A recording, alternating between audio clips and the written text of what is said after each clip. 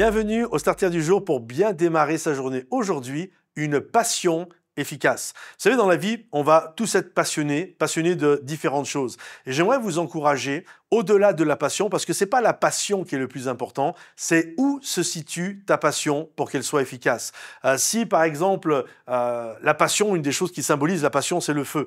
Imaginez que j'ai un briquet dans les mains et que j'aille brûler le rideau ici, que je mette le feu à la lumière qui est là, etc. En fait, je mets un peu ma passion de partout. Qu'est-ce qui va se passer? Ça va mettre un brasier, ça va brûler le bâtiment et ma passion n'aura pas été bonne, elle aura été destructrice. On sait, mes amis, qu'il y a des passions qui sont destructrices. L'homme qui allume toutes les femmes, la femme qui allume tous les hommes, ce sont des passions qui sont destructrices. Mais non, ce qui est important, c'est que oui, il y a un appel à être passionné, mais que ta passion réside sur le bon objectif. Imaginez qu'il y ait une bougie et la bougie est l'objectif. Si je mets le feu sur la bougie, alors ce n'est pas dangereux. Il y a le feu, mais le feu est sur le bon objectif. L'homme qui met le feu ou la femme qui met le feu sur son mari ou l'homme qui met le feu sur sa femme, la passion est au bon endroit. Est-ce que vous comprenez? Et souvent, l'erreur que nous faisons, c'est que nous sommes passionnés, mais pour des choses qui nous détruisent.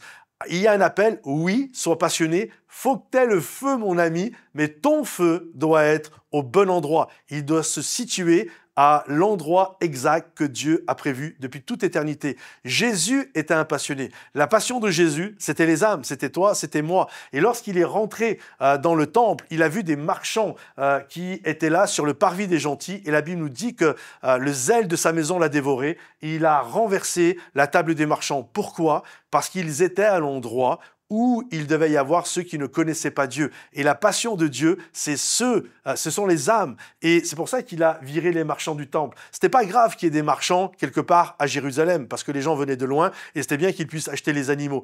Mais ils étaient à l'endroit, littéralement, qui était prévu pour les nations. D'ailleurs, c'est pour ça que Jésus a dit « Ma maison sera appelée une maison de prière pour les nations. » Et vous en avez fait une caverne de voleurs. C'est-à-dire que l'endroit qui était réservé pour ceux qui ne connaissent pas Dieu, vous en avez fait du business. On ne parle pas des librairies qui sont à l'église. Ça serait comme dans une église, admettons, il y a des chaises, il y a des endroits réservés pour les nouveaux. Et là, cet endroit-là, on a mis d'autres choses juste pour s'éclater entre nous. Jésus était un passionné, mais sa passion était au bon endroit. J'aimerais t'encourager aujourd'hui. Aie un feu de passion en toi, mais ne te trompe pas. Mais pour que ta passion soit efficace, ta passion doit être dirigée sur le bon objectif.